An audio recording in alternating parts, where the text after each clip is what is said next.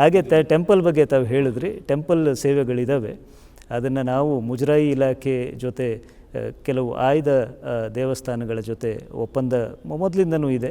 ಕೆಲವೆಲ್ಲ ನವೀಕರಣ ಮತ್ತೆ ಮಾಡ್ಕೋತಾ ಇದ್ದೀವಿ.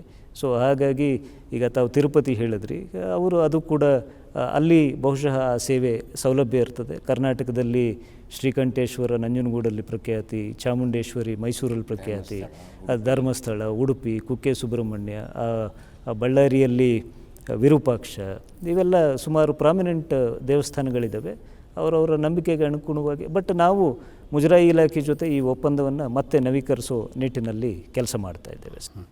ಸರ್, ಬೆಂಗಳೂರು ಪ್ರಧಾನವಾದ ನಗರ ನಮ್ಮ ದೇಶದಲ್ಲಿ, ವಿಶ್ವದಲ್ಲಿ. ಈ ನಗರದಲ್ಲಿ ಅಂಚೆ ಸೇವೆಯನ್ನು ಸಲ್ಲಿಸಬೇಕಾದರೆ ಏನಾದರೂ ಸವಾಲುಗಳನ್ನು ಎದುರಿಸಿದ್ದೀರಾ? ನೀವು ಹೇಗೆ ನಿಭಾಯಿಸಿದ್ದೀರಿ? ಬೆಂಗಳೂರು ಅದೊಂಥರ ನಮ್ಮ ಅರ್ಧಕ್ಕಿಂತ ಹೆಚ್ಚು ಆಪರೇಷನ್ಸ್ ಇರ್ಬೋದು ಅಥವಾ ಬಿಸ್ನೆಸ್ ಇರ್ಬೋದು ಬೆಂಗಳೂರಲ್ಲೇ ಜಾಸ್ತಿ ಇರ್ತದೆ ಸರ್. ಕಾರಣ ಇಲ್ಲಿನ ಜನಸಂಖ್ಯೆ ಕೂಡ ಹಾಗೇ ಇದೆ. ಮತ್ತು ಇದೊಂಥರ ಕಾಸ್ಮೋ ನಗರ ಸರ್. ಎಲ್ಲ ವಿವಿಧ ಭಾಷೆಯ, ವಿವಿಧ ಆಚರಣೆಯ ಜನರು ಬೆಂಗಳೂರಿನಲ್ಲಿ ಕೆಲಸ ಸಲ್ಲಿಸ್ತಾ ಇದ್ದಾರೆ, ಸೇವೆ ಮಾಡ್ತಾ ಇದ್ದಾರೆ. ನಮ್ಮಲ್ಲಿ ಬೆಂಗಳೂರು ರೀಜನ್ ಅಂತಲೇ 2017ರಲ್ಲಿ ಇಲ್ಲಿನ ಆಪರೇಷನ್ಸ್ಗಳನ್ನ ಮ್ಯಾನೇಜ್ ಮಾಡಲಿಕ್ಕೆ ಒಂದು ಹೊಸದಾದ ವಲಯವನ್ನೇ ಸೃಷ್ಟಿ ಮಾಡಿದ್ವಿ 2017ರಲ್ಲಿ. 2017ಕ್ಕೆ ಮುಂಚೆ ಈ ವಲಯ ಇರಲಿಲ್ಲ. ಈ ವಲಯವನ್ನು ಸೃಷ್ಟಿ ಮಾಡಿ ಇಲ್ಲಿನ ಆಪರೇಷನ್ಸ್ಗಳನ್ನ ನಾವು ಸ್ಟ್ರೀಮ್ಲೈನ್ ಮಾಡಲಿಕ್ಕೆ ಶುರು ಮಾಡಿದ್ವಿ. ಸುಮಾರು 8-9 ವರ್ಷಗಳ ಹಿಂದೆ ಹೊಸ ವಲಯವನ್ನು ಸೃಷ್ಟಿ ಮಾಡಿದ್ವಿ. ಆಮೇಲೆ ಬೆಂಗಳೂರು ನಗರಕ್ಕೆ ತಕ್ಕಂತೆ ಈಗ ಜನಸಂಖ್ಯೆ ಬೆಳೀತಾ, ಮೊದಲಾದರೆ ಒಂದು 100 ಜನ ಪೋಸ್ಟ್ಮನ್ ಇತ್ತು, ಈಗ 100 ಜನ ಸಾಲೋದಿಲ್ಲ. ಸೊ ಹಾಗಾಗಿ ಇಲ್ಲಿ 3,500-4,000 ಜನ ಬರೀ ಬೆಂಗಳೂರು ನಗರಕ್ಕೆ ಸೇವೆ ಮಾಡಲಿಕ್ಕೆ ಪೋಸ್ಟ್ಮನ್ ಇದ್ದಾರೆ ಸರ್. ಹಾಗಾಗಿ ನಮ್ಮ ಇಡೀ ಇಲಾಖೆ 32,000 ಜನ ಇದ್ದಾರೆ ಕರ್ನಾಟಕ ರಾಜ್ಯದಲ್ಲಿ. ಬೆಂಗಳೂರನ್ನ ಕೇಟರ್ ಮಾಡಲಿಕ್ಕೆ ನಾವು ಸಫಿಷಿಯೆಂಟ್ ಮ್ಯಾನ್ ಪವರ್ನ ಬೇರೆ ಬೇರೆ ಕಡೆಯಿಂದ ತಂದು ಇಲ್ಲಿ ಇಟ್ಕೊಂಡಿದ್ದೇವೆ. ಒಂದು ಎಕ್ಸ್ಟೆಂಡೆಡ್ ಟೈಮ್ ಆಫ್ ಡೆಲಿವರಿ ಅಂತ. ಈಗ ನೀವು ಮೊದಲಾದರೆ 6 ಗಂಟೆ ಒಳಗಡೆ ಅಥವಾ 5 ಗಂಟೆ ಒಳಗಡೆ ಪೋಸ್ಟ್ಮನ್ ಬರ್ತಿದ್ದ, ಆತನ ಕೆಲಸ ಮುಗಿತಾ ಇತ್ತು. ಈಗ ನೀವು ಮನೆಗೆ ಹೋಗೋದೇ 8 ಗಂಟೆ ಆಗುತ್ತೆ ಅಂತಂದರೆ 8 ಗಂಟೆಗೆ ನೀವು ಡೆಲಿವರಿ ಬರಬೇಕು ಅನ್ನೋದು ಎಕ್ಸ್ಪೆಕ್ಟ್ ಮಾಡ್ತಾರೆ. ಇಲ್ಲಿ ಬೆಂಗಳೂರಲ್ಲಿ ಇರ್ತಕ್ಕಂಥ ಜನ ಎಕ್ಸ್ಪೆಕ್ಟ್ ಮಾಡ್ತಾರೆ. ಆಮೇಲೆ ಶನಿವಾರ ಬೇಕು, ನಾನು ಶನಿವಾರ ಫ್ರೀ ಇರ್ತೀನಿ, ಶನಿವಾರ ನನಗೆ ಡೆಲಿವರಿ ಇರಬೇಕು, ಭಾನುವಾರ ಇರಬೇಕು ಅಂತ ಬಯಸ್ತಾರೆ. ಹಾಗಾಗಿ ನಾವು ಬೆಂಗಳೂರು ನಗರದಲ್ಲಿ ಶನಿವಾರ, ಭಾನುವಾರ ಮತ್ತು 2 ಶಿಫ್ಟ್ ಡೆಲಿವರಿಯನ್ನು ಶುರು ಮಾಡಿದ್ದೇವೆ ಸರ್.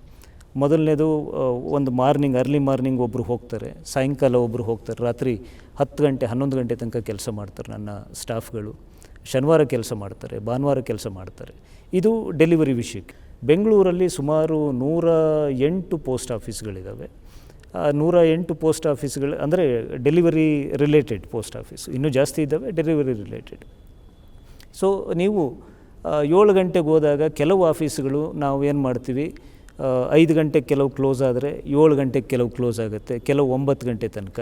ಈಗ ನಾವು ಈ ಕುಳಿತಿರ್ತಕ್ಕಂಥ ಕಟ್ಟಡದಲ್ಲಿ ರೌಂಡ್ ದಿ ಕ್ಲಾಕ್ ಸೇವೆ ಇರ್ತದೆ ಸರ್. 24 ಗಂಟೆನೂ ಇಲ್ಲಿ ಶನಿವಾರ ಭಾನುವಾರನೂ ಸೇವೆ ಇರ್ತದೆ. ಹಬ್ಬದ ದಿನ ಒಂದು ಎಕ್ಸೆಪ್ಷನ್ನು, ಅದು ಬಿಟ್ಟರೆ ಬಹುತೇಕ ರೌಂಡ್ ದಿ ಕ್ಲಾಕ್ ಇಲ್ಲಿ ಸೇವೆ ಇರ್ತದೆ. ಕೆಲವು ಕಡೆ ಈಗ ಇಂದಿರಾನಗರದಲ್ಲಿ 5 ಗಂಟೆ ತನಕ ಇರ್ತದೆ, ಇಂದಿರಾನಗರದಲ್ಲಿ 7 ಗಂಟೆ ತನಕ ಇದೆ. ಮ್ಯೂಸಿಯಂ ರೋಡಲ್ಲಿ ಒಂದು ಎಕ್ಸ್ಟೆಂಡೆಡ್ ಕೌಂಟ್ರ್ ಇದೆ. ಆಮೇಲೆ ನಮ್ಮ ವಿವಿಧ ರಾಜ್ಯಗಳಲ್ಲಿ, ವಿವಿಧ ಜಿಲ್ಲೆಗಳಲ್ಲಿ ರೈಲ್ವೆ ಪ್ರಿಮೈಸಸ್ಸಲ್ಲಿ ನಮ್ಮದೊಂದು ಎಸ್ಟಾಬ್ಲಿಷ್ಮೆಂಟ್ ಇರ್ತದೆ ಸರ್. ಯಾಕೆಂದರೆ ನಮ್ಮದು ಮೂಮೆಂಟು ರೈಲ್ವೆಯಲ್ಲೂ ಸ್ವಲ್ಪ ಆಗ್ತದೆ.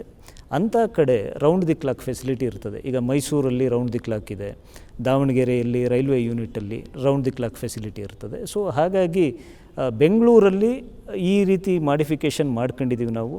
ಕೆಲವರು ಸ್ಟಾಫು ಬೆಳಿಗ್ಗೆ ಬಂದು ಒಂದು 4 ಗಂಟೆ ತನಕ ಕೆಲಸ ಮಾಡ್ತಾರೆ, ಕೆಲವರು 2 ಗಂಟೆಗೆ ಬಂದು 8 ಗಂಟೆ ತನಕ ಕೆಲಸ ಮಾಡ್ತಾರೆ. ಈ ಶಿಫ್ಟ್ ವೈಸಲ್ಲಿ ಮಾಡ್ಕೊಂಡಿದ್ದೀವಿ.